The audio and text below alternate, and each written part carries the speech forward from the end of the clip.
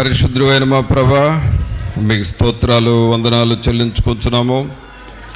మహోన్నతుడా మా ప్రభానే యేసు, మిమ్మల్ని స్తుతిస్తూ ఉన్నామయ్యా. మిమ్మలను స్తుతించుటకును, మిమ్మలను గూర్చి పాడి కీర్తించి ఘనపరచుటకును సహాయం చేయండి. మీ కృపలో మమ్మలను బలపరచమని ప్రార్థన చేస్తూ ఉన్నాము. మీరు మాకు ఇచ్చిన ఈ సమయాన్ని బట్టి మీకే స్తోత్రాలు వందనాలు చెల్లిస్తూ ఉన్నాము. కృపామయుడా, దయాసత్య సంపూర్ణుడా, మీకే స్తోత్రాలు వందనాలు చెల్లిస్తూ ఉన్నాము. మీరు ఈ ఆరాధనకు అధ్యక్షత వహించండి.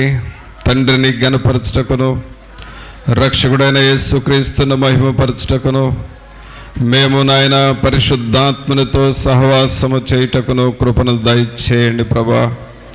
మా అంతరంగములను మీరు కనికరించండి, మా అంతరంగములను మీరు బలపరచండి.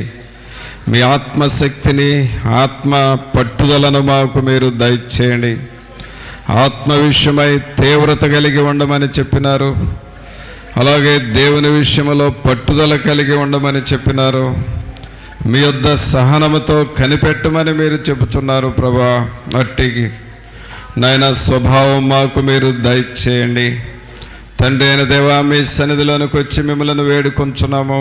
మీరు మాకు అధ్యక్షత వహించండి. ఏ రీతిగా మిమ్మల్ని స్తుతించి ఘనపరచవలనో సమస్త విషయాల్లో మీరే మీ కృపను మాకును మీరు సమృద్ధిగా మీరు దయచేయండి. ఈ ఆవరణమంతా మీ సన్నిధితో నింపండి ప్రభా. పాటలు పాడుచుండగా ఆ పాటల ద్వారా దేవుని యొక్క ఆత్మ మమ్మలను బలపరచునట్లుగాను, మిమ్మలను మహిమపరచువారముగా చేయండి ప్రభా. అలాగే మాలో ఉన్నటువంటి నిర్లక్ష్యము, నిర్లిప్తత సంపూర్ణంగా తొలగిపోనట్లుగా చేయండి. దుష్టుని యొక్క ఆటంకములు మాలో కానీ, ఆవరణంలో కానీ, ఎవరిలో ఎక్కడ ఆటంకములు లేకుండా చేయండి ప్రభా. అడ్డుబండయు అడ్డు గోడలను కూలద్రోయమని ప్రార్థన చేస్తూ ఉన్నాము. మిమ్మలను ఘనపరచుటకు మాలో ఉన్న అభ్యంతరములన్నిటినీ మీరు తొలగించండి. పరిశుద్ధాత్ముడా, మీరు మా మధ్య కదలండి. మీ కొరకు మేము మార్గమును సరళము చేయువారముగా చేయండి నాయన. మీరు మా మధ్య సంచరించున్నట్లుగా మా పరిసరాలను, మమ్ములను పరిశుద్ధపరచమని ప్రార్థన చేస్తూ ఉన్నాం. రాజులైన యాజక సమూహముగా మమ్మల్ని ఇక్కడ చేర్చి మహిమ, ఘనత, ప్రభావాలు మీరే ఆరోపించుకొనమని నజరేయుడైన యేసు నామమున అడిగి వేడుకొనుచున్నాము తండ్రి, ఆమేన్. పాటలు పాడుకుందామండి. మన ఆరాధన గీతం నుండి 110వ పాట పాడుకుందామండి. సర్వకృపానిధియగు ప్రభువా, సకల చరాచర సంతోషమా, స్తోత్రము చేసి స్తుతించెదను, సంతోషముగా నిన్ను పొగడెదను. స్తోత్రము చేసి స్తుతించెదను, సంతోషముగా నిన్ను పొగడెదను. హల్లెలూయా, హల్లెలూయా, హల్లెలూయా, హల్లెలూయా, హల్లెలూయా అని పాడెదను. ఆనందముతో సాగెదను, ఆనందముతో సాగెదను.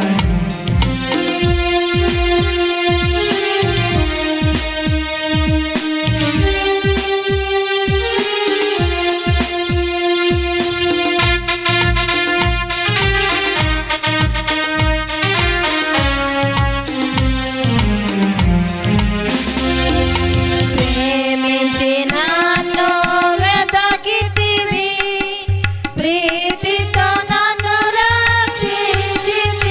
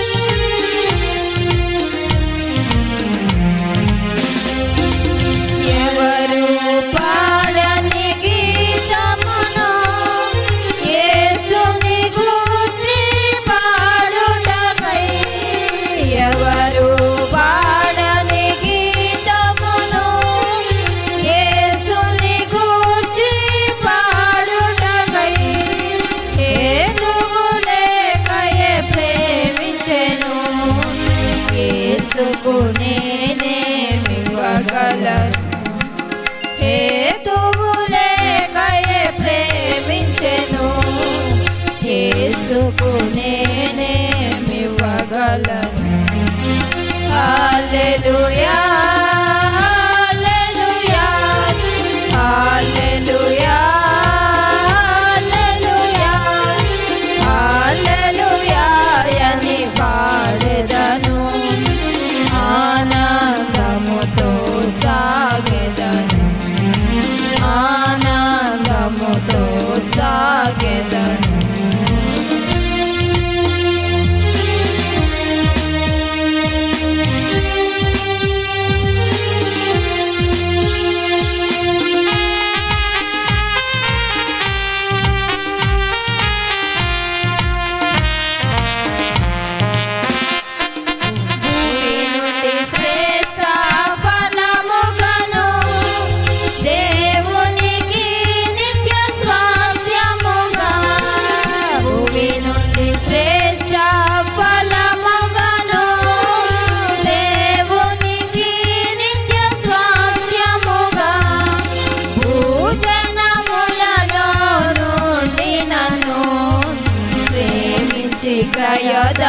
క్రయధనమిచ్చితివి భూజనములలో నుండి నన్ను ప్రేమించి క్రయధనమిచ్చితివి హల్లెలూయా హల్లెలూయా హల్లెలూయా హల్లెలూయా హల్లెలూయా అని పాడెదము ఆనందముతో సాగెదను ఆనందముతో సాగెదను.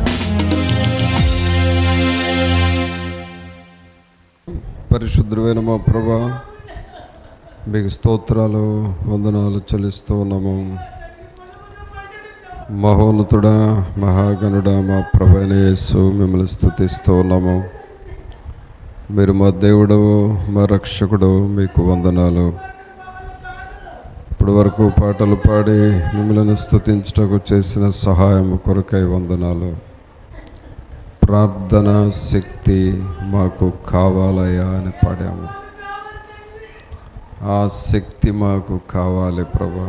వాక్యములో ఉన్న శక్తి, ప్రార్థనలో ఉన్న శక్తి, సిలువలో ఉన్న శక్తి, పరిశుద్ధాత్మ శక్తి, సర్వశక్తుడైన దేవుని యొక్క శక్తి మాకు దయచేయండి ప్రభా.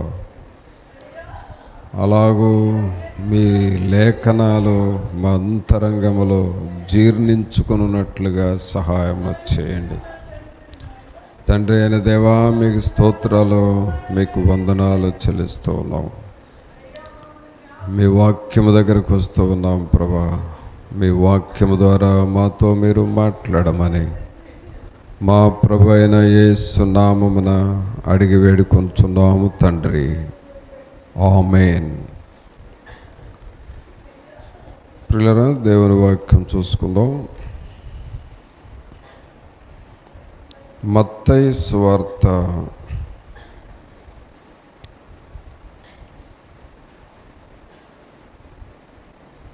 17వ అధ్యాయము.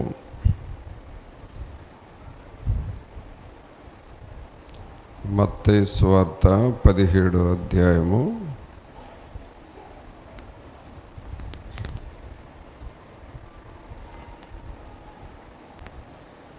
6వ వచనం నుండి చదువుకుందాం.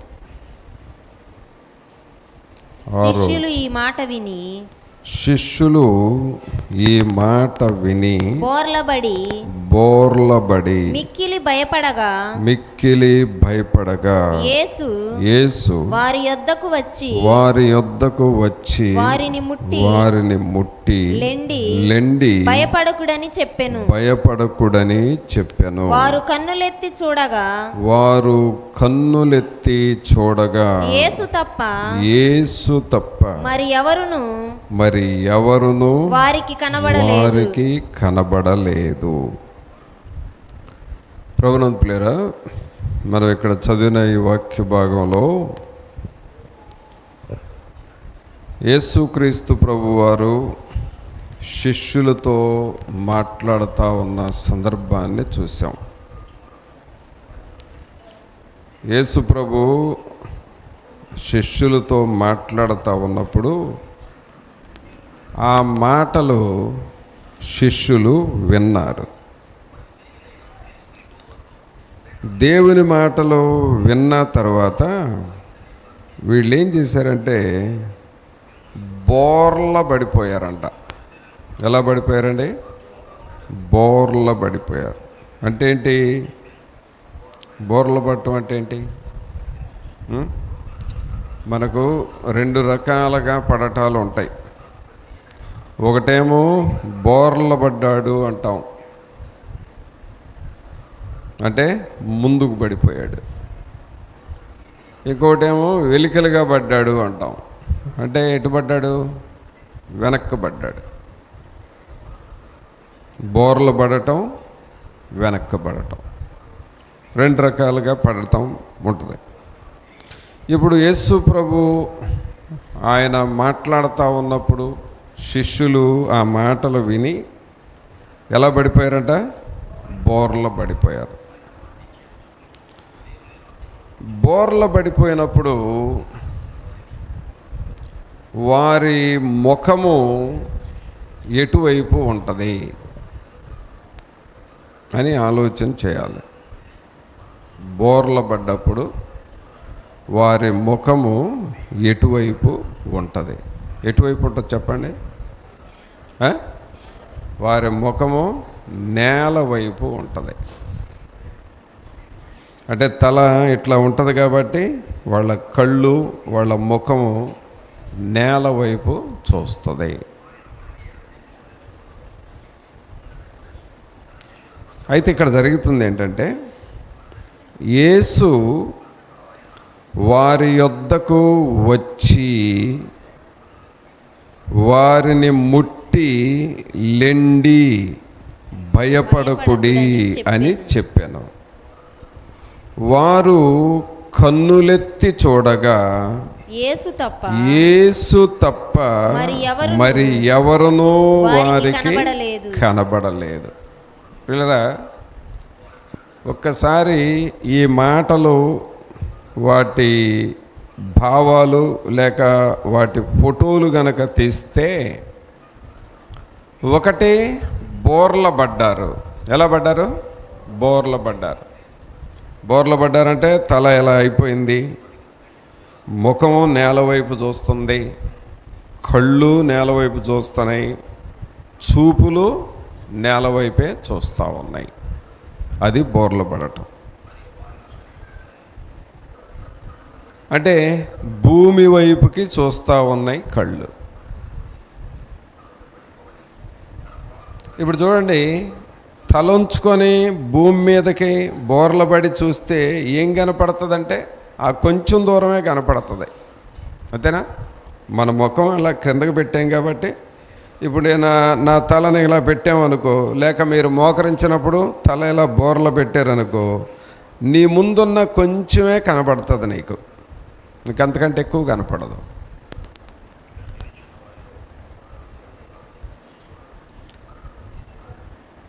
అంటే ఈ చూపుని ఏం చూపు అంటామంటే, క్రింద చూపు, నేల చూపు, రస్వ చూపు అని అంటాం. ఈ చూపు దేనిని చూపిస్తుందంటే, లోకాన్ని చూసే మనస్సు, లేక లోక సంబంధమైన వాటిని చూసే మనస్సు. అది ఆ చూపు. అయితే దేవునికి అలా చూడటం ఇష్టం లేదు. అందుకని ఏమంటున్నాడంటే, వాళ్ళ దగ్గరకు వెళ్ళి 7వ వచనం చూడండి, యేసు వారి యొద్దకు వచ్చి వారిని ముట్టి లెండి, భయపడకుడి అని చెప్పాను. వారు కన్నులెత్తి చూడగా, చూడండి ఏమెత్తి చూశారండి వాళ్ళు? కన్నులెత్తి చూడటం అంటే వాళ్ళ తలను కూడా ఏం చేశారు? పైకి లేపారు. అప్పుడు దాకా తల ఉంచుకొని క్రిందకు చూసిన వాళ్ళు ఇప్పుడు తల పైకి లేపి, అలాగు పైకి లేపి చూస్తే కన్నులెత్తి చూడగా. ఏమెత్తారు? కన్నులెత్తి చూడగా. అందరూ చెప్పండి ఆ మాట. వారు కన్నులెత్తి చూడగా. ఏమెత్తి చూశారు? కన్నులెత్తి చూడాలి. ప్రియరా, ఈ చూపు ఏమవుతుందంటే, ఎప్పుడైతే కన్నులెత్తి చూచారో వారికి ఎవరు కనపడ్డారు? యేసు మాత్రమే కనబడ్డాడు. యేసు తప్ప మరి ఎవరినో వారికి కనబడలేదు. యేసు తప్ప మరి ఎవరినూ కనబడలేదు. బోర్ల పడ్డప్పుడు యేసు ప్రభు కనబడలేదు, కానీ కన్నులెత్తి చూచినప్పుడు యేసు తప్ప మరి ఎవరినూ కనబడలేదు. ఈ కన్నులెత్తి చూడటం అనేది ప్రియరా దేనిని చూపిస్తుందంటే, నీ తల పైకి లేపావు, నీ మెడ పైకి లేపావు, అలాగే నీ కళ్ళు తెరిచి చూస్తే ఎదురుగా ఎవరు కనపడ్డారు? యేసు ప్రభు కనబడ్డాడు. ప్రభునందు ప్రియరా, మనం గ్రహించాల్సింది ఏమిటంటే, నీవు కన్నులెత్తి చూడాలి. కళ్ళు మూసుకొని క్రిందకు చూడటం కాదు, కన్నులెత్తి చూడాలి. కన్నులెత్తి చూచినప్పుడు ప్రభువు కనబడతాడు.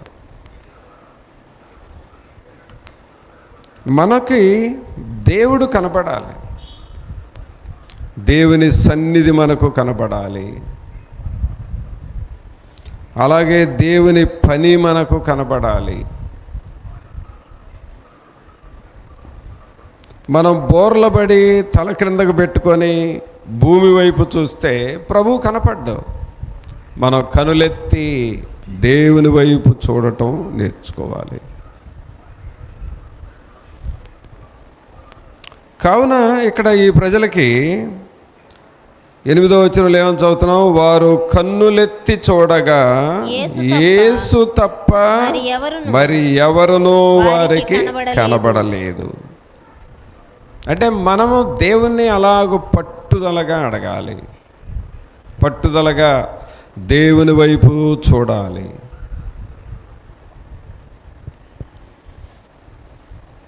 దేవునిని చూడాలి. కొంతమంది భక్తులు ప్రియరా, వాళ్ళు ఒక క్రమమైన అలవాటు చేసుకున్నారు. ఒక క్రమమైన అలవాటు అదేంటి అనంటే, తెల్లవారుజామున 4 గంటలకు లేవటం ఒక అలవాటు చేసుకున్నారు. 4 గంటలకు లేచి 6 అయ్యే వరకు, 7 అయ్యే వరకు, 8 అయ్యే వరకు, ఒక 2 గంటలో, ఒక 3 గంటలో, లేక 4 గంటలో ఒక క్రమమైన ప్రార్థన చేసుకునేవాడు. డేవిడ్ లివింగ్స్టన్ అనే ఒక దైవజనుడు 4 గంటలకు లేచేవాడంట. ఆయన పడుకున్న మంచం దిగి ప్రక్కనే మోకాళ్ళ మీద నిలబడేవాడంట. తెల్లవారయ్యే వరకు మోకాళ్ళ మీద ప్రార్థన చేస్తూ ఉండేవాడంట. ఇంకా ఆయన ఎప్పుడు ప్రార్థన మీదే ఉండేవాడు. ప్రతిరోజు తెల్లవారుజామున లేచి ప్రార్థన చేయాలి. అలాగే జాన్ వెస్లీ అనే మరొక దైవజనుడు, అలాగే జార్జ్ విట్ఫీల్డ్ అని మరొక దైవజనుడు, వీళ్ళందరూ తెల్లవారుజామున లేచి ప్రార్థన చేసేవాళ్ళు. కన్నులెత్తి దేవుని వైపు చూచేవారు. నువ్వు కన్నులెత్తి చూస్తే దేవుని సన్నిధిని నీవు అనుభవిస్తావు. దేవుని ఆత్మను మనం అనుభవిస్తాము. ఆయన సన్నిధిలో ప్రార్థన చేస్తున్నప్పుడు ఆయన ప్రసన్నత, ఆయన ప్రభావము, ఆయన సన్నిధి నీ మీదకి, నీలోనికి వస్తూ ఉంటుంది. అలాగే నువ్వు రోజు ఒక క్రమమైన ప్రార్థన చేస్తూ ఉంటే ఇంకా నువ్వు దేవునిలో లోతుగా వెళ్ళిపోతావు.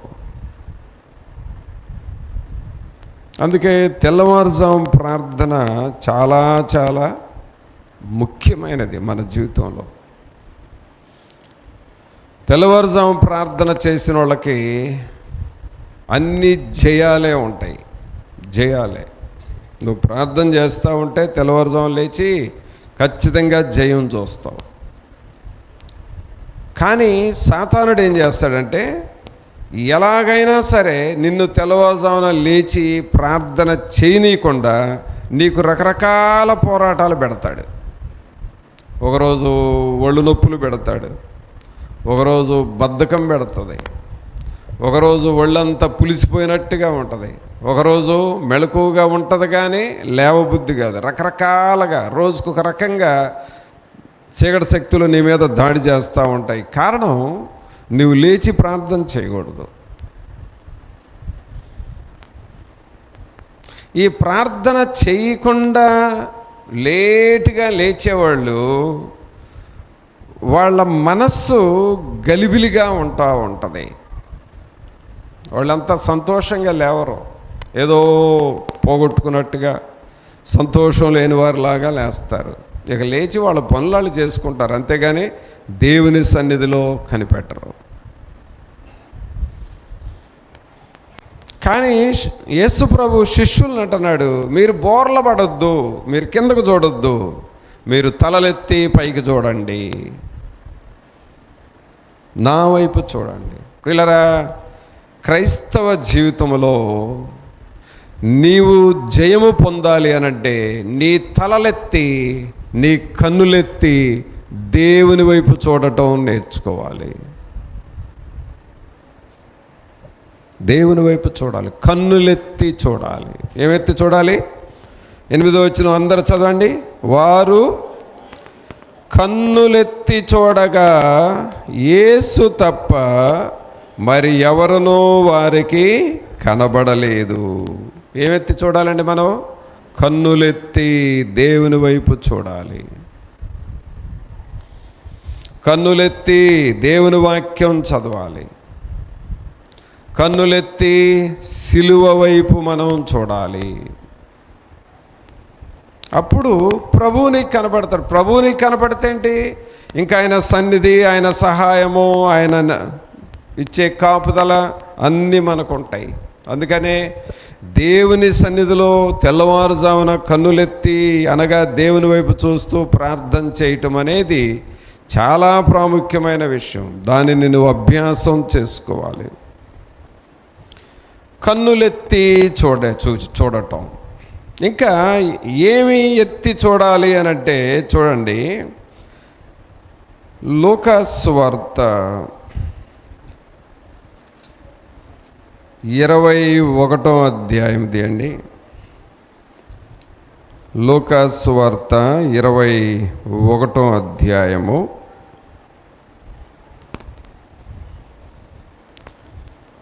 27, 28 వచనాలు చదువుదాం. అప్పుడు మనుష్య కుమారుడు ప్రభావముతోను మహామహిమతోను మేఘారూఢుడై వచ్చుట చూతురు. ఇవి జరుగనారంభించినప్పుడు మీరు ధైర్యము తెచ్చుకొని మీ తలలెత్తికొనుడి, మీ విడుదల సమీపించుచున్నదనెను. ఈ మాట అందరూ చెప్పండి, మీ చేయి పైకి లేపి. మీరు ధైర్యము తెచ్చుకొని మీ తలలెత్తికొనుడి. ఏమెత్తుకోవాలండి? ఇందాకేం ఎత్తుకోమన్నాడు? మీరు కన్నులెత్తుకొని చూడండి, ప్రభు మీకు కనబడతాడు అని చెప్పాడు. ఏమెత్తుకోవాలి? కన్నులెత్తి చూడండి.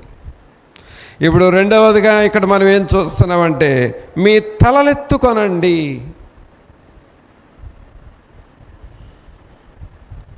తలలు ఎత్తుకోవటం ఒకటైతే దానికి వ్యతిరేకం ఏంటి? తల దించుకోవటం.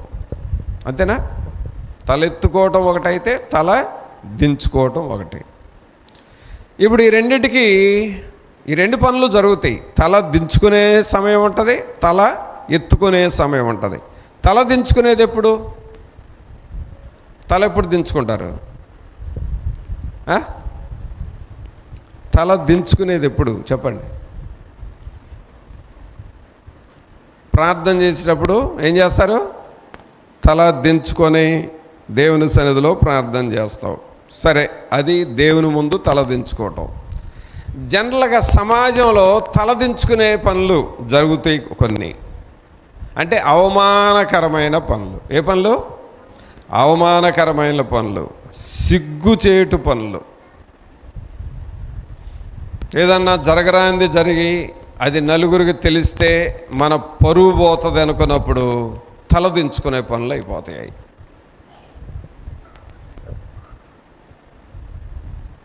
తలదించుకోవటం.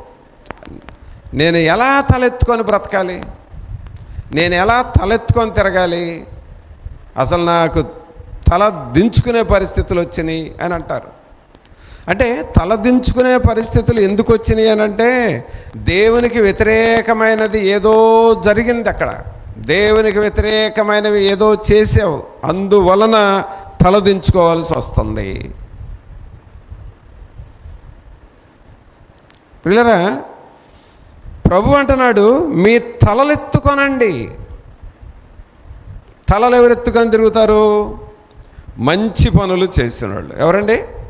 మంచి పనులు, అలాగే గొప్ప పనులు, 10 మంది మెచ్చుకునే పనులు. ఏదైనా గొప్ప పని చేస్తే తలెత్తుకొని తిరుగుతారు. ప్రియరా, సమాజంలో తల దించుకునే పనులు ఉన్నాయి, తలెత్తుకునే పనులు ఉన్నాయి. తల దించుకునే పనులు చేయించేది ఎవరంటే సాతానుడు. సాతానుడు రకరకాల శోధనలు పెట్టి నీ చేత చేయరాని పనులు చేపించి, నీ చేత చేయకూడని స్నేహాలు చేపించి, నీ చేత చెప్పకూడని వినకూడని చెడ్డ మాటలు పలికించి మాట్లాడించి, ఇలాగూ అనవసరమైన పనులు నీ చేత చేయించి చేయించి చేయించి ఏదో ఒక రోజున తల దించుకునేటట్లుగా చేస్తుంది అపవాది.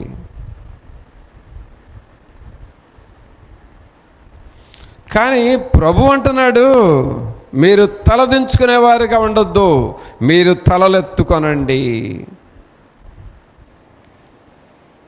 అది ఏ సమయంలోనంటే 27వ వచనం చూడండి. ఇప్పుడు మనుష్య కుమారుడు, ఇంకా 26 కూడా చదివితే ఇంకా బాగా అర్థమవుతుంది. ఆకాశమందలి శక్తులు కదలింపబడును గనుక లోకము మీదికి రాబోవుచున్న వాటి విషయమై భయము కలిగి మనుషులు ఎదురు చూచుచు ధైర్యము చెడి కూలుదురు. అక్కడ చూడండి, ఆకాశమందలి శక్తులు కదిలింపబడను అంటే దయ్యపు శక్తులన్నీ కదిలించేస్తాడంట దేవుడు. తర్వాత లోకం మీదికి రాబోచున్న వాటి విషయమై భయము కలుగుతుంది.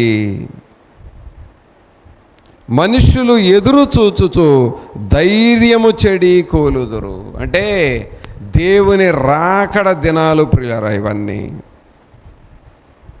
దేవుని రాకడ బయలుదేరుతుంది, వచ్చేస్తుంది అనేదానికి గుర్తులు.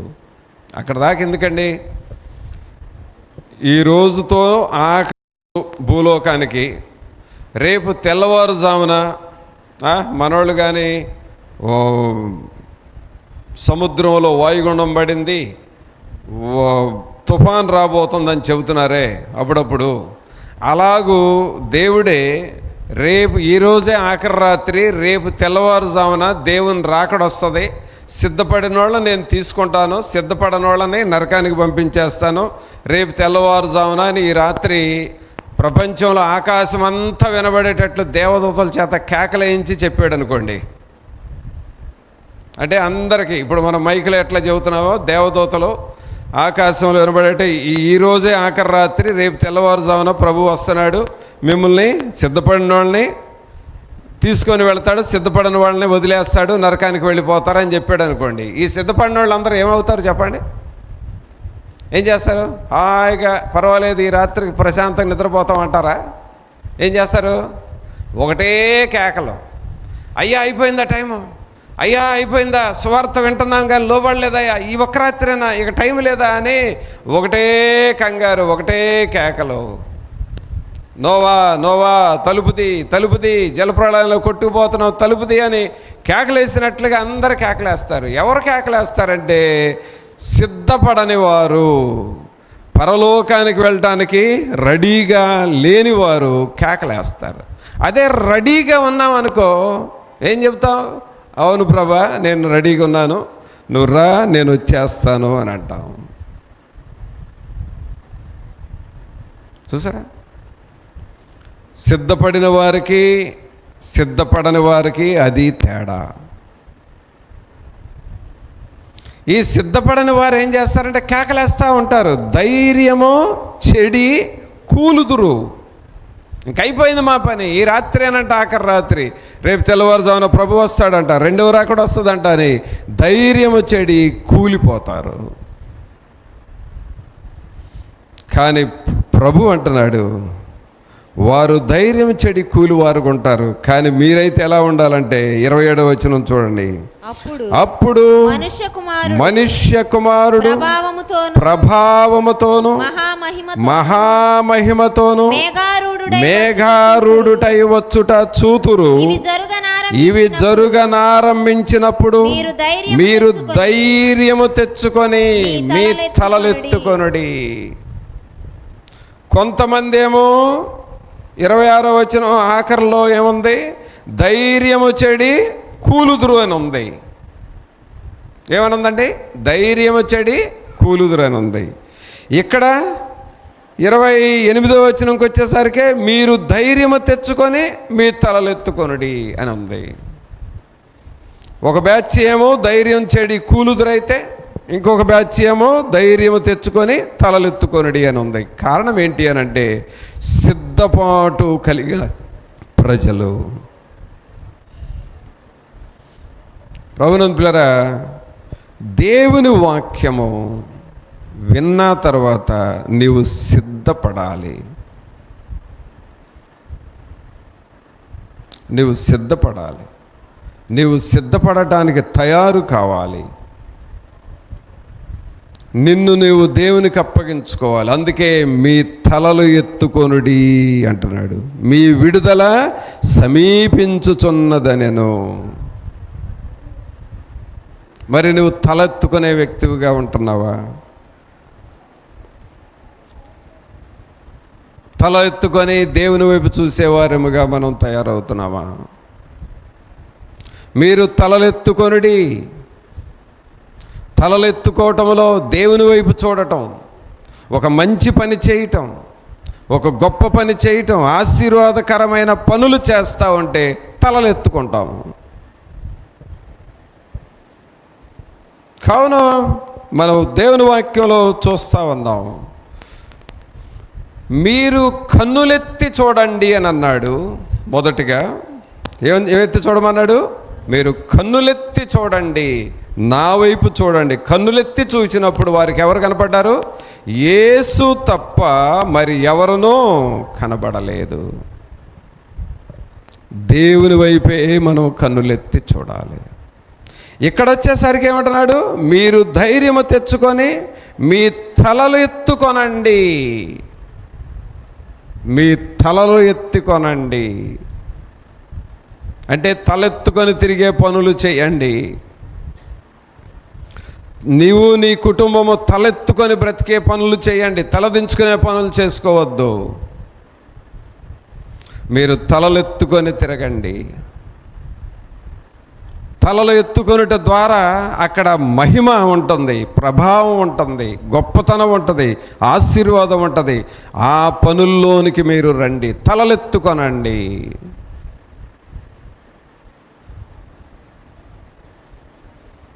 తర్వాత మనం ఇంకా ఎత్తవలసింది దేన్ని ఎత్తుకోమని అంటున్నాడో చూద్దాము. లూకాసు వార్తలోనే 11వ అధ్యాయం తీయండి. లూకాసు వార్త 11వ అధ్యాయము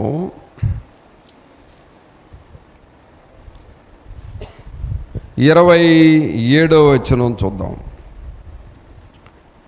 లూకా 11:27. ఆయన ఈ మాటలు ఈ చెప్పుచుండగా మాటలు చెప్పుచుండగా ఆ సమూహములోనున్న ఆ సమూహములోనున్న ఒక స్త్రీ ఆయనను చూచి నిన్ను మోసిన గర్భమును నిన్ను కుడిచిన స్తనములను ధన్యములైనవి చెప్పగా అని కేకలు వేసి చెప్పగా.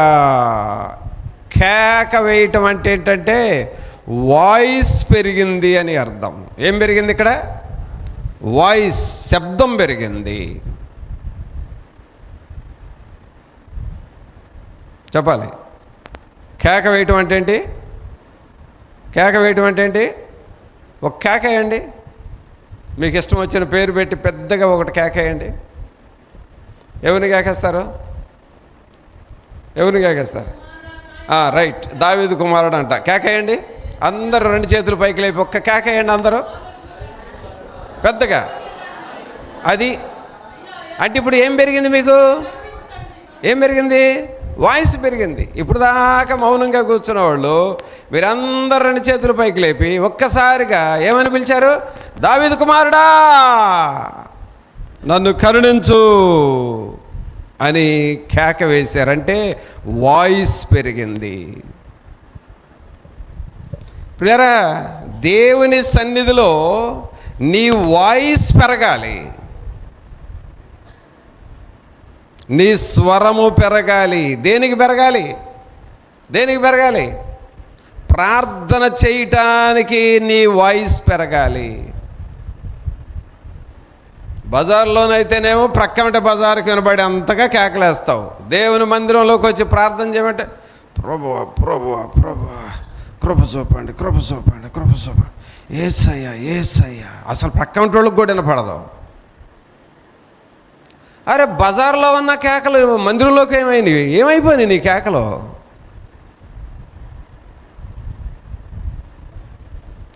ప్రేరేపించబడిన వారు లేచి నిలబడి ప్రార్థన చేయండి అన్నాం అనుకోండి, ఎంతసేపటికి లేస్తారు ఒక్కొక్కళ్ళు? వెంటనే లేచి దేవా దావీదు కుమారుడా పరిశుద్ధుడా ఈ సాయంకాలం నన్ను మీ సన్నిధికి తీసుకొచ్చావు, నీకు వందనాలు అని కేకలేసి ప్రార్థన చేస్తావా? ప్రార్థన చేసేటప్పటికైనా మునమనలో గుసగుసలు అంటారే, అట్లాంటి మునమనలో గుసగుసల ప్రార్థన. రోడ్ల మీద అయితేనేమో అంత పెద్ద కేకలా.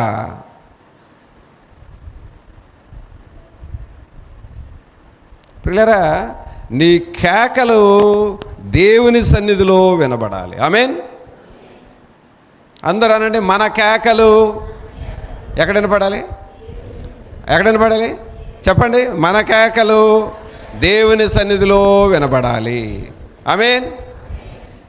ఇప్పుడు వెంటనే ఒకళ్ళు లేచి నిలబడి ప్రార్థన చేయండి. ఇప్పుడు ప్రసంగం తర్వాత చేస్తా.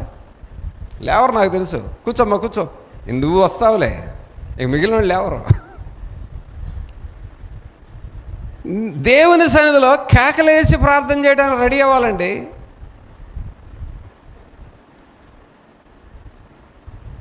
నీ వాయిస్ పెంచాలి. దేవునిలో పాటలు పాడాలి. ప్రార్థన శక్తి నాకు కావాలయ్యా, చాలు. అదే పాట ఎట్లా పాడచ్చు? ప్రార్థన శక్తి నాకు కావాలయ్యా, అలా కూడా పాడవచ్చు. నీ బలాన్ని దాచుకో, ఇడ్లీ బలాన్ని.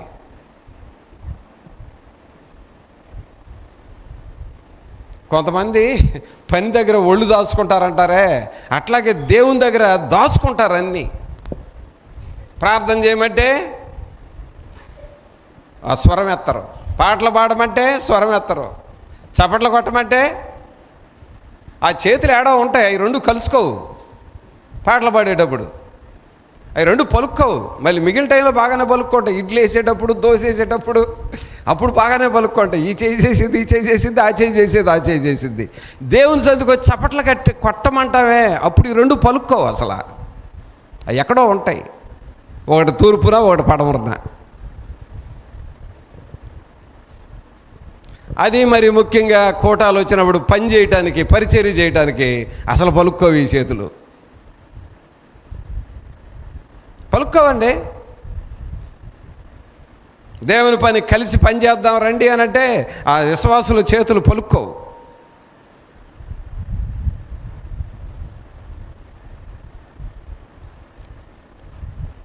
పిల్లరా, దేవుని సన్నిధిలో ఇక్కడ ఏమవుతుంది అనంటే, ఇక్కడ చూడండి ఆ మాట 27వ వచనంలో, ఆయన ఈ మాటలు చెప్పుచుండగా ఆ సమూహములో ఉన్న ఒక స్త్రీ ఆయనను చూచి, నిన్ను మోసిన గర్భమును నీవు కుడిచిన స్తనములను ధన్యములైనవని కేకలు వేసి చెప్పగా, వాయిస్ పెంచి చెబుతూ ఉన్నాడు. సహోదరుడా సహోదరి, నిన్ను ఒక బస్ స్టాండ్కి తీసుకువెళ్ళి అక్కడ ఒక 100 మంది బస్ స్టాండ్లో ఉంటే అక్కడ పాట పాడు, అక్కడ ప్రార్థన చెయ్యి అని అంటే అసలు నీకు వాయిస్ వచ్చిద్దా?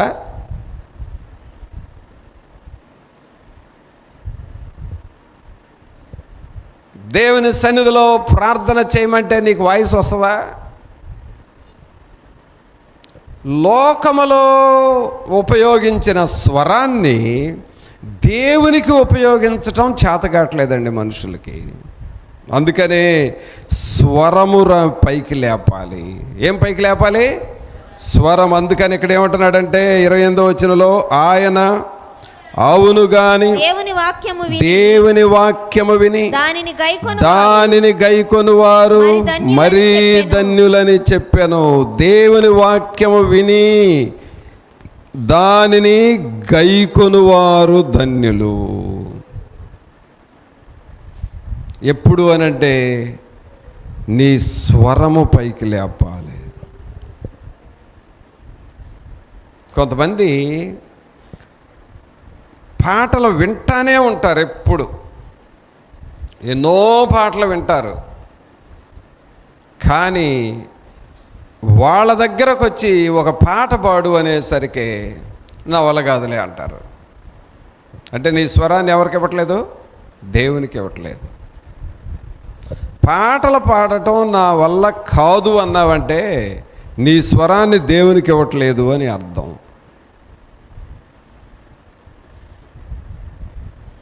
అందుకనే పిల్లరా, మన స్వరమును పైకెత్తాలి. ఏం పైకెత్తాలి?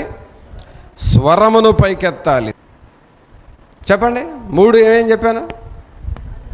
1 కన్నులెత్తి చూడాలి. ఏ ఎత్తి చూడాలి? కన్నులెత్తి చూడాలి. 2 తలలెత్తి చూడాలి. 3 స్వరమెత్తి చెప్పాలి దేవునికి. ఏంటి 3 చెప్పండి? కన్నులెత్తాలి, యేసును చూడాలి, అలాగే తలలెత్తాలి, దేవుని ప్రభావాన్ని చూడాలి, కేకలు వేయాలి, దేవుని వాక్యాన్ని గైకొనాలి. ఇప్పుడు 4వ దానిలోకి వెళ్తున్నాను. గుర్తుపెట్టుకోండి, మళ్ళీ అడుగుతాను, ఎవరినైనా అడగవచ్చు మీలో. బాగా గుర్తుపెట్టుకోండి. 1 తిమోతి. దేవుని వాక్యం వినాలండి జాగ్రత్తగా. వాక్యం వినకపోతే నువ్వు వేస్ట్ అయిపోతావు చివరికి. 1 తిమోతి 2వ అధ్యాయము 1 తిమోతి 2వ అధ్యాయము 8వ వచనం చదవండి. కావున ప్రతి స్థలమందును పురుషులు కోపమును సంశయమును లేని వారై పవిత్రమైన చేతులెత్తి. ఏమెత్తాలి? ఇక్కడ ఏమెత్తాలి చెప్పండి? ఏమి చేతులు చూపించండి. ఇక్కడ ఏమంటున్నాడు?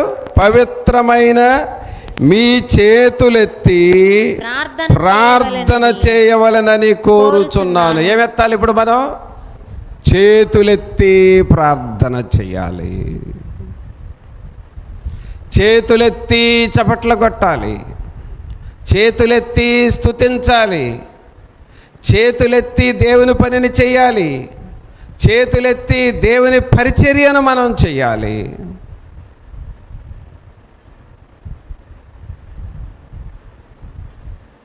చూసారా? చేతులెత్తి అనగా నీవు దేవుని పనికి చేతులెత్తాలి. నా వంతుగా నేను దేవుని పని చేయాలి. చేతులు ముడుచుకోవటం కాదండి మనం నేర్చుకోవాల్సింది. చేతుల్ని వెనక్కి తీసుకోవటం కాదు మనం నేర్చుకోవాల్సింది.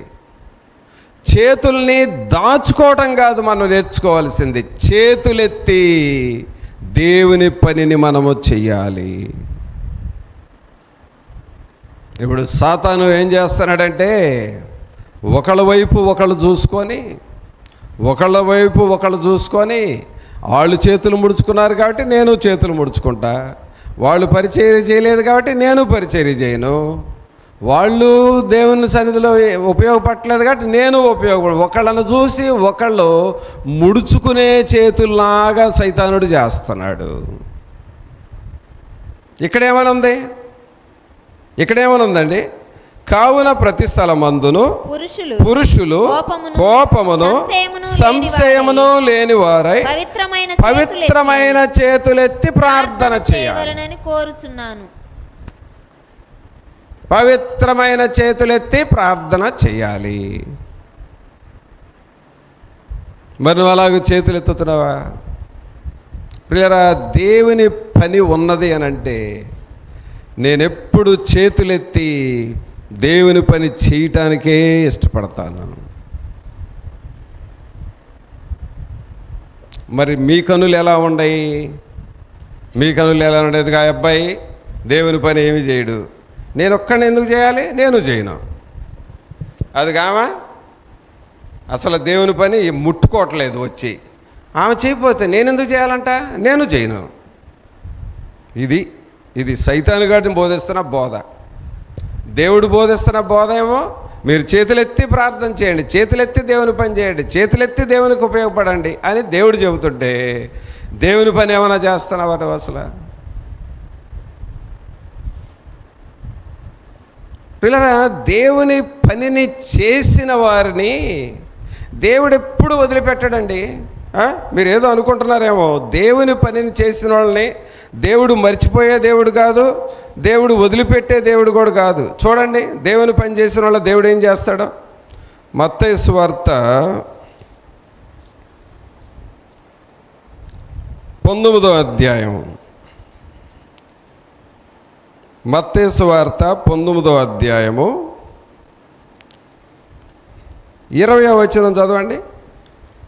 అందుకు ఆ యవనుడు, మత్తయి సువార్త 19వ అధ్యాయము 29వ వచనం, నా నామము నిమిత్తము అన్నదమ్ములనైనను అక్క చెల్లెండ్రనైనను తండ్రినైనను తల్లినైనను పిల్లలనైనను భూములనైనను ఇండ్లనైనను విడిచిపెట్టిన ప్రతివాడును 100 రెట్లు పొందును. ఈ మాట అందరనండి, 100 రెట్లు పొందును. ఎవరు పొందుతారు? ప్రతివాడు. ఆ మాట అనండి అందరూ, ప్రతివాడును 100 రెట్లు పొందును అని ఉంది. ఇప్పుడు ఈ వాక్యము అబద్ధము అన్న వాళ్ళందరూ చేతులు పైకి లేపండి. ఈ వాక్యము అబద్ధము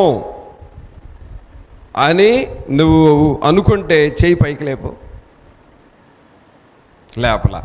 సరే, ఈ వాక్యము నిజమేను నేను నమ్ముతున్నాను అన్నవాళ్ళు చేతులు పైకి లేపండి. ఏమి నమ్మారు మీరు? ఏమి నమ్మి చెయ్యి పైకి లేపారు నాకు చెప్పండి. ఏదో లేపు అన్న మాట ఒకటి వినపడి లేపేమయ్యాని అంటారు, అంతేనా? ఎందుకు లేపారు? అక్కడ ఏమని చదివాం?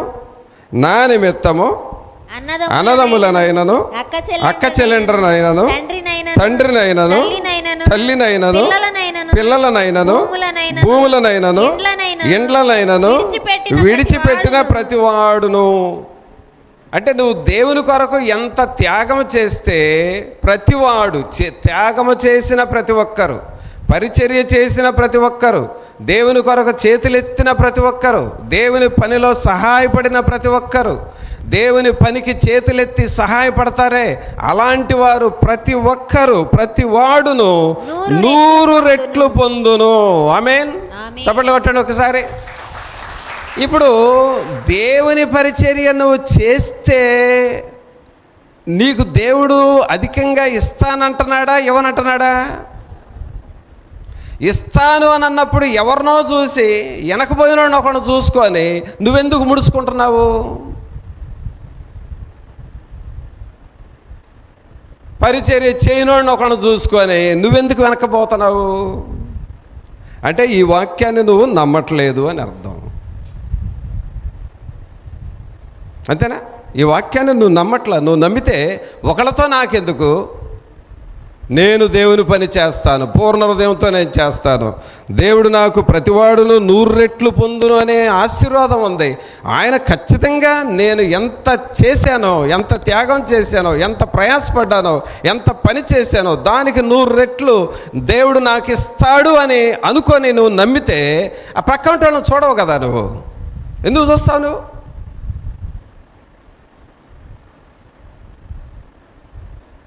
నువ్వు ప్రక్క వాళ్ళని చూసి చేతులు ముడుచుకుంటున్నావంటే ఈ వాక్యాన్ని నువ్వు నమ్మట్లేదని అర్థం. పిల్లరా, భక్తిలో శక్తి ఎప్పుడు వస్తుందంటే ప్రక్కమటి వాళ్ళని చూసి వాళ్ళేదో వెనకబడ్డారని నేను వెనకబడతానని పోయే వాళ్ళకి రాదు.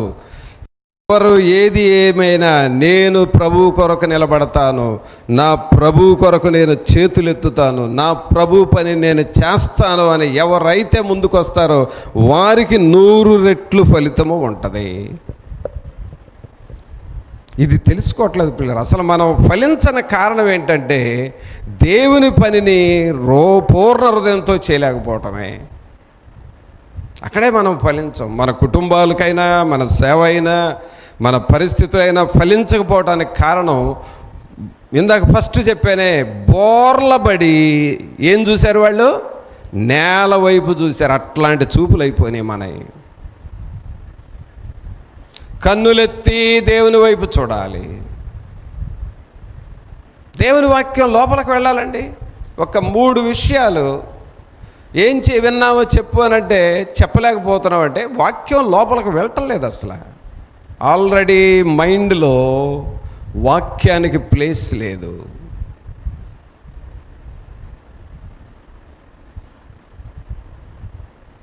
కొంతమంది అసలు వాక్యం చెప్పేటప్పుడు లేచి బయటికి వెళ్తారు. అదొక దయ్యం. తెలియకుండా సాతానుడు పనులండి ఇవన్నీ. ప్రార్థన చేసేటప్పుడు బయటికి వెళ్ళటం, వాక్యం చెప్పేటప్పుడు బయటికి వెళ్ళటం, ఇది దయ్యం పనండి. అది అంటే వాక్యం నీ లోపలికి బాగానేవదు, నువ్వు బాగుపడవేక, బాగుపడినవదు నిన్ను.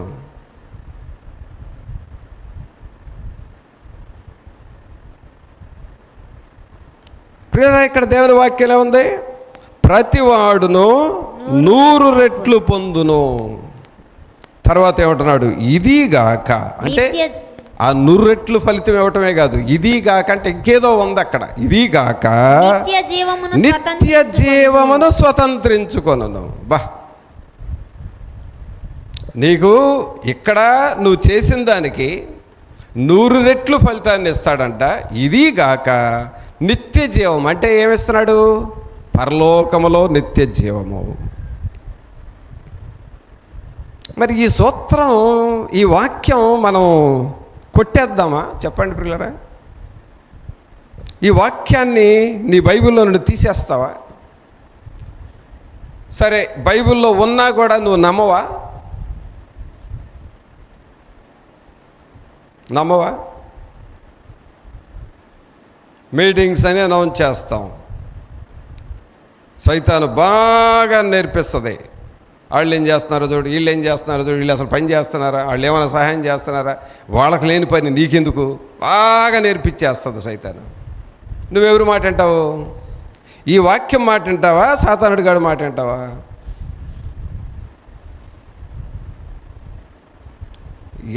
అంతకుముందు లేని సణుగుళ్ళు గొనుగుళ్ళు ఆ మీటింగ్ పెట్టిన టైంలోనే వచ్చేస్తుంది. ఏందో తెలుసు, అదే సైతాన్ చేసే పని.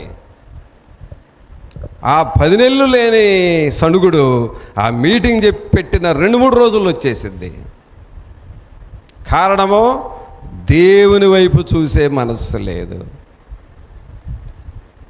అంటే ఒక రకంగా చెప్పాలంటే మీటింగ్ అనేది నువ్వు అసలు ఆత్మీయంగా ఉన్నావా లేదా ప్రాక్టికల్ పరీక్ష లాంటిది అది. ఎందుకంటే నువ్వు సణుగుల్లో ఉన్నావంటే నువ్వు ఆత్మీయంగా ఇంకా ఎదగలేదని అర్థం. నువ్వు స్తుతించే హృదయము, అలాగే దేవుని కొరకు చేతులెత్తే హృదయం ఉన్నావంటే నువ్వు కొంచెం భక్తి నేర్చుకుంటున్నావని అర్థం. కొంతమందిని చూస్తాను, ప్రతి సంవత్సరం సనగటమే, ప్రతి సంవత్సరం కొనగటమే, వాళ్ళ మీద వీళ్ళ మీద వాళ్ళు చెప్పుకోవటమే. అంటే ఉపయోగం లేదు. భక్తి వింటున్నావు కానీ భక్తి రావట్లేదు.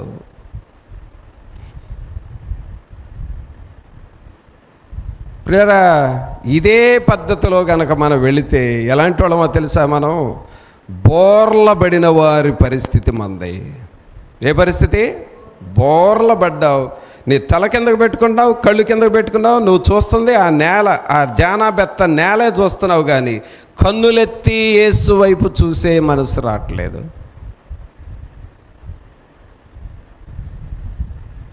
కన్నులెత్తి దేవుని వైపు చూసే మనస్సు నీకు కావాలండి.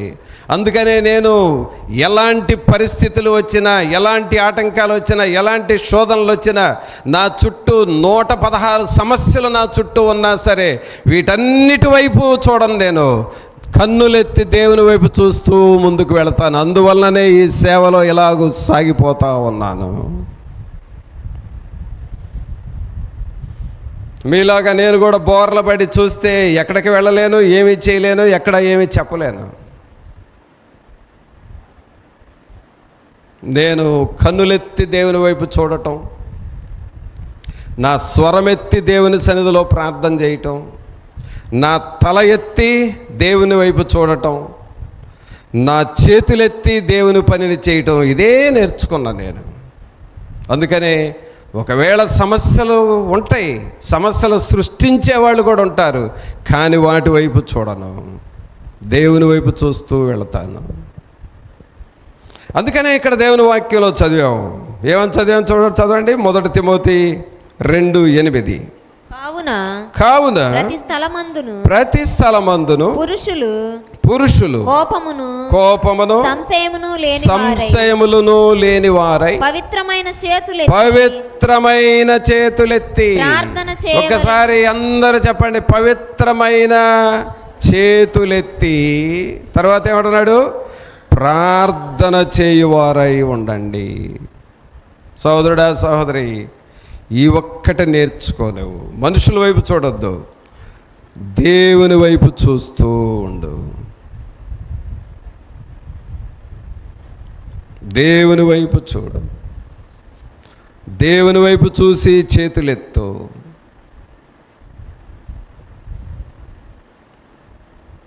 కొంతమంది సాతానుడు ఎలా చేస్తారంటే, నమ్మకంగా దేవుని పని చేసినా కూడా ఆ చేసే వాళ్ళ మీద అసూయపడతా ఉంటారు.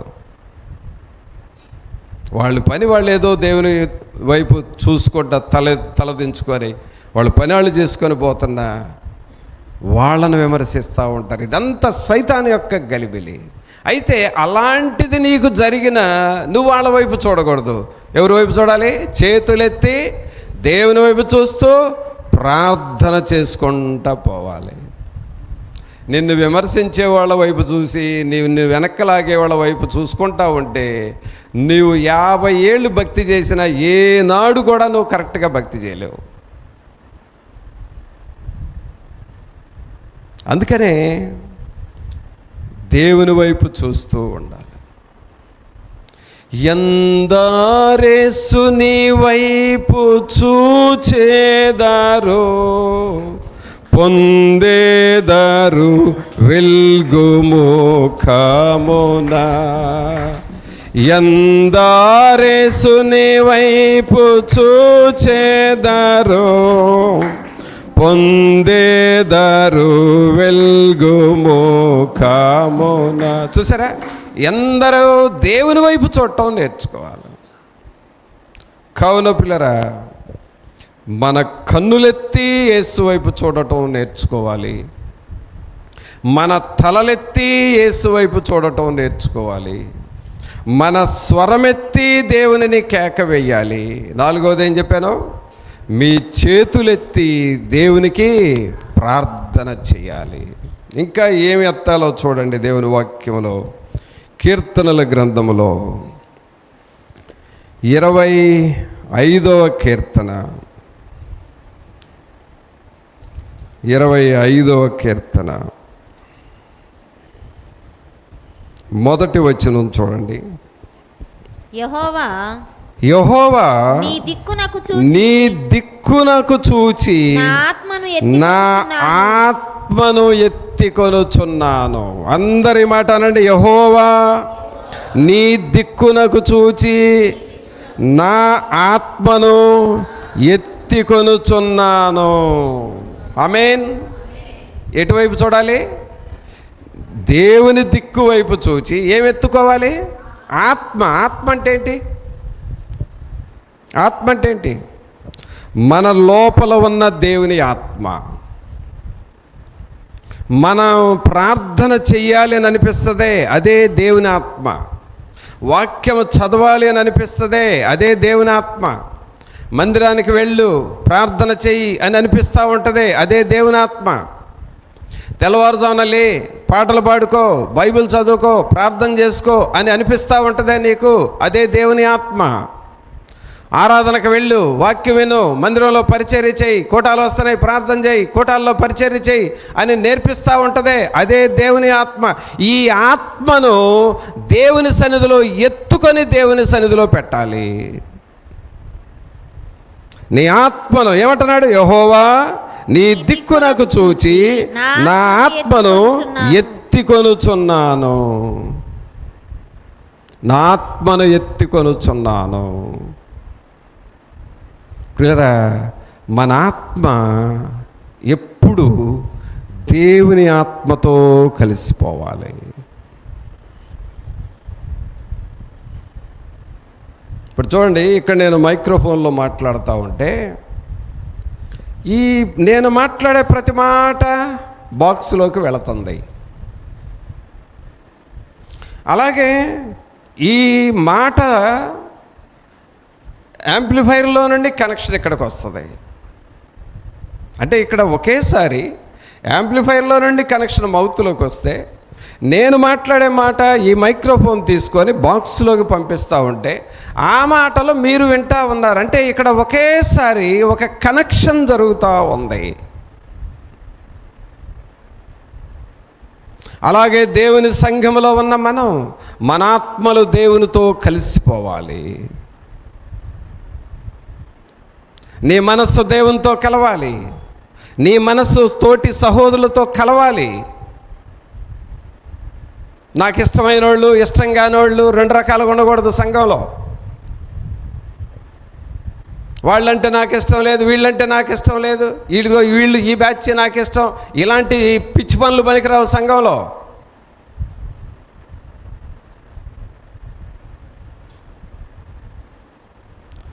నీ ఆత్మ దేవునితో కలవాలి, నీ ఆత్మ సేవకునితో కలవాలి.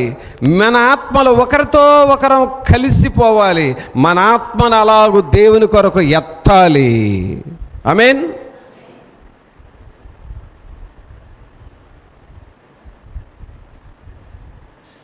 నాలుగు ఎద్దులు ఉన్నాయంటండి. ఏంటయ్యి? 4 ఎద్దులు. ఆ 4 ఎద్దులంట ఒక అడవిలో బ్రతుకుతున్నాయంట.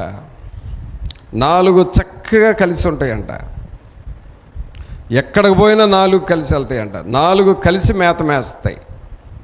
4 కలిసి ఒక కాలువ దగ్గరకు వెళ్ళి నీళ్లు త్రాగుతాయి. 4 వచ్చి కలిసి పండుకుంటాయి. తినేటప్పుడు కలిసి ఉంటాయి, త్రాగేటప్పుడు కలిసి ఉంటాయి, పడుకునేటప్పుడు కలిసి పడుకుంటాయి. 4.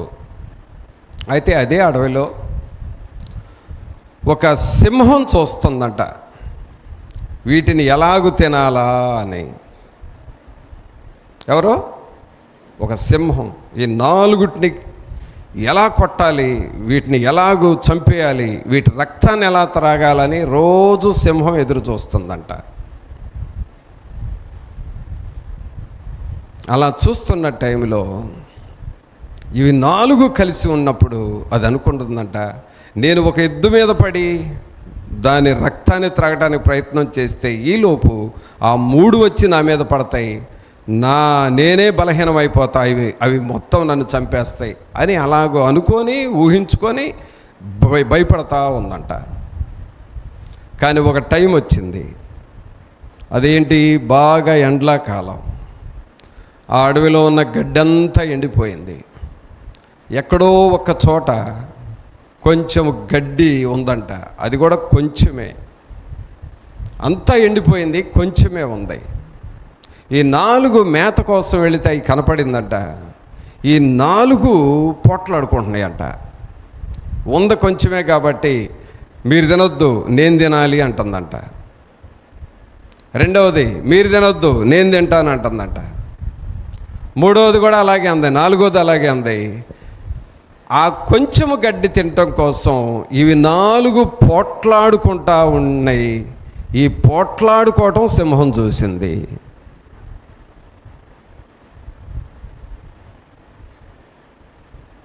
తర్వాత ఇవి 4 అంతకుముందు కలిసి ఉండేవి కదా, ఇప్పుడు కలిసి ఉండలేదు.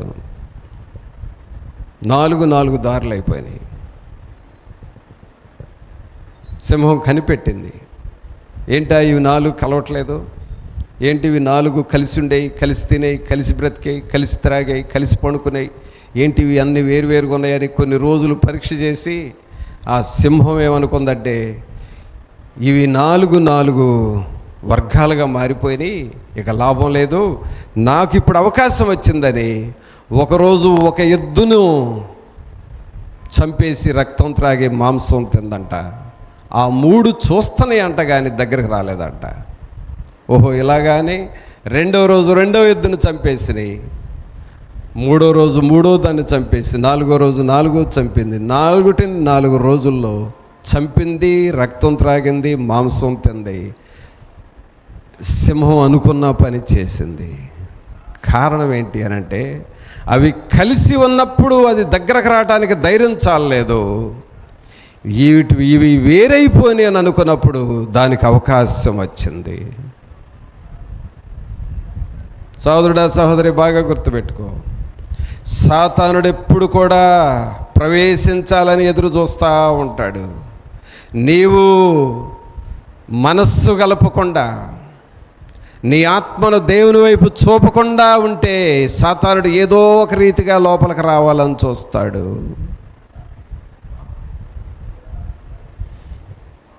అందుకనే మన మనస్సు దేవుని వైపు త్రిప్పాలి. ఒకరినొకరం ప్రేమించుకోవాలి. ప్రేమించుకుంటే దేవుని సన్నిధి ఉంటుంది, ద్వేషించుకుంటే సాతానుడు సన్నిధి ఉంటుంది. ఏది కావాలి నీకు?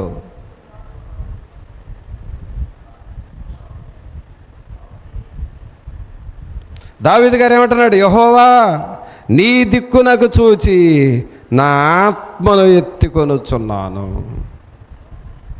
మరి నీ ఆత్మను దేవుని వైపు త్రిప్పుతావా? నీ ఆత్మను దేవుని వైపు ఎత్తుకుంటావా?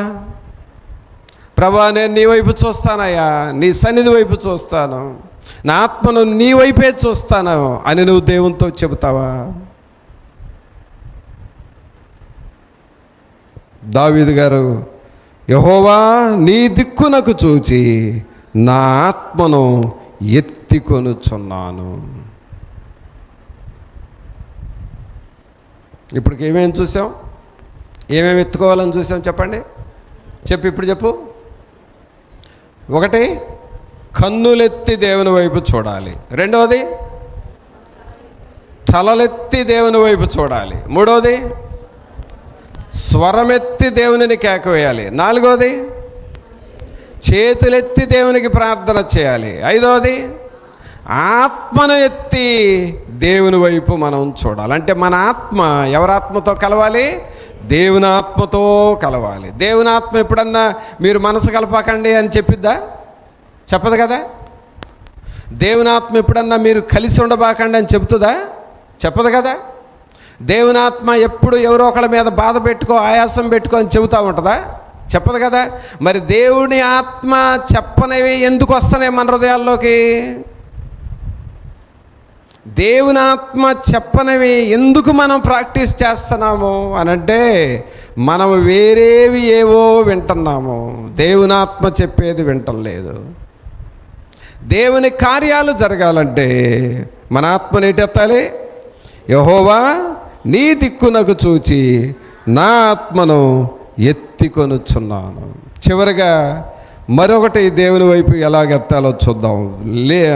విలాప వాక్యాలు తీయండి.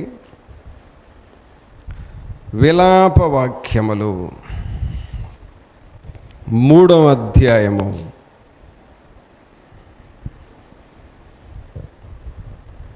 విలాప వాక్యములు 3వ అధ్యాయము 41వ వచనం చదవండి.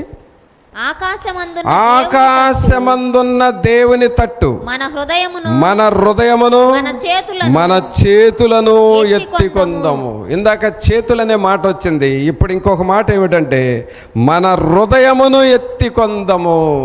ఆమేన్. అందరూ చెప్పండి, మన హృదయమును ఎత్తికొందాం. మన హృదయమును మన చేతులను ఎత్తికొందాం అంటే మన హృదయాన్ని ఎటువైపు త్రిప్పాలి? దేవుని వైపు త్రిప్పాలి. హృదయాన్ని ఎటు తిప్పాలండి? దేవుని వైపు త్రిప్పాలి. మరి నీ హృదయాన్ని ఎటు త్రిప్పుతున్నావు? బైబిల్ చదివావా అని అడిగాను అనుకో, కొంతమంది ఏమంటారు తెలుసా? చదవలేదయ్యా అంటారు. అంటే నువ్వు హృదయాన్ని దేవుని వైపు ఎత్తలా. తెల్లవారుజామున ప్రార్థన చేసావా అని అడిగావనుకో, చేయలేకపోతున్నానయ్యా అంటావు. అంటే నీ హృదయాన్ని దేవుని వైపు ఎత్తలా. కుటుంబ ప్రార్థన చేసుకుంటున్నావా అని అడిగాం, ఒక చిన్న నవ్వు పడేసి ఆహాహా చెయ్యట్లా. అంటే నీ హృదయాన్ని దేవుని వైపు ఎత్తట్లేదు. దేవుని పనిని చేస్తున్నావా? అబ్బే లేదయ్యా చేయట్లేదు. నీ హృదయాన్ని దేవుని వైపు ఎత్తట్లేదు. క్లియరా? ఇక్కడ దేవుని వాక్యం మాట్లాడుతుంది, మన హృదయమును మన చేతులను ఎత్తికొందాము. మరి నీ హృదయాన్ని దేవుని వైపు ఎత్తుకుంటావా? నీ మనసంతా దేవుని వైపు పెడతావా? నీ మనస్సు దేవుని వైపు త్రిప్పితే, నీ హృదయాన్ని దేవుని వైపు త్రిప్పితే, నీ పనులు ఉన్నాయి చూడు, ఆ పనుల్ని దేవుడు వదిలిపెట్టడండి. ఆ పనులన్నీ ఆయన చూసుకుంటాడు. నీ మనసు ఏమవుతుందంటే, దేవుని వైపు నా టైం పెడితే నా పనులు పెండింగ్ పడతాయని దేవుణ్ణి ప్రక్కన పెట్టి నీ పనుల మీద పడ్డావు నువ్వు. అందువల్ల అటు నీ పనులు సక్సెస్ కావు, అటు దేవుల్లో వెనకబడిపోతున్నావు. కావున మనం ఇక్కడ దేవుని వాక్యంలో విన్నట్లుగా మన హృదయములను మన చేతులను ఎత్తికొందాము. మరి అలాగూ నువ్వు సిద్ధపడతావా? ప్రభా, నా హృదయాన్ని మీ వైపు త్రిప్పుతానని చెబుతావా? నా ఆత్మను మీ వైపు ఎత్తుకుంటాను అని చెబుతావా? నా చేతులెత్తి మీ సన్నిధిలో ప్రార్థన చేస్తానని చెబుతావా? నా ఆత్మను నీ వైపుకి ఎత్తుతున్నాను ప్రభు అని చెబుతావా? ప్రార్థన చేసుకుందాం. ఒక్క నిమిషం అందరూ తలలు వంచి, పరిశుద్ధాత్మ దేవుడు మనతో ఉండి మనల్ని నడిపించాలి అని మనల్ని మనం తగ్గించుకొని ఒక్క నిమిషం అందరం ప్రార్థన చేద్దాం. ప్రియులారా, అందరం ప్రార్థన చేద్దాం. దేవా, మీ సన్నిధిని మాతో ఉంచండి నాయన. మీ కృపలో బలపరచండి. మీ వాక్యపు వెలుగును మాకు దయచేయండి నాయన. ప్రభా, మా చేతులెత్తి మీ వైపు చూడాలి అని మేము విన్నాము కదా. మా హృదయాన్ని మీ వైపు ఎత్తాలి అని విన్నాము కదా. మా ఆత్మను మీ దిక్కుకు ఎత్తాలి అని మేము విన్నాము కదా. మా కన్నులెత్తి మీ వైపు చూడాలని విన్నాము కదా. మా తలలెత్తి మీ వైపు చూడాలని విన్నాము కదా. మరి మేము ఎటువైపు చూస్తున్నాం? సోదరుడా, నువ్వు ఎటువైపు చూస్తున్నావు? నిన్ను నువ్వు పరీక్ష చేసుకో. పరిశుద్ధుడైన మా ప్రభువా, మీకు స్తోత్రాలు వందనాలు చెల్లిస్తూ ఉన్నాము. మహోన్నతుడా, మహాగణుడా, మా ప్రభు అయిన యేసు, మిమ్మల్ని స్తుతిస్తూ ఉన్నాం. మేము మీ వైపు చూచువారముగా చేయండి. మీ సన్నిధి వైపు చూచువారముగా చేయండి నాయన. పరిశుద్ధాత్మదేవా, మీకు వందనాలు. దేవుని జీవాత్మ, మీకు స్తోత్రాలు వందనాలు చెల్లిస్తూ ఉన్నాం. ఈ ప్రియులను మీరు దర్శించండి. మనుషుల వైపు చూచువారముగా కాక, మనుషుల వైపు చూచినంత కాలము భక్తి రాదు అన్న సంగతి మేము జ్ఞాపకం పెట్టుకొని దేవుని వైపు చూచుటకు మాకు సహాయం వచ్చేయండి. మా కన్నులు మీ వైపు ఎత్తాలి నాయన, మా చేతులు మీ వైపు ఎత్తాలి, మా ఆత్మను మీ వైపుకి ఎత్తాలి ప్రభువా, మా హృదయము మీ వైపుకి ఎత్తాలి ప్రభువా. ఆ మనస్సు మాకు మీరు దయచేయండి. ఈ ప్రియులను మీరు దర్శించి మీ హృదయాలు దేవుని వైపు ఎత్తి మీకు లోబడి బిడ్డలుగా ఒక్కొక్కరిని చేయమని, విన్న వాక్యం నిలిచి ఫలించున్నట్లుగా చేయమని నజరేయుడైన యేసు నామమున అడిగి వేడుకొనుచున్నాము తండ్రి, ఆమేన్. మన తండ్రి అయిన దేవుని ప్రేమ, కుమారుని కృప, పరిశుద్ధాత్మని యొక్క సన్నిధి, ఆయన సహవాసం ఇప్పుడు నెలప్పుడు మనందరికీ తోడుగా ఉండి సహాయము చేయనుగాక. ఆమేన్.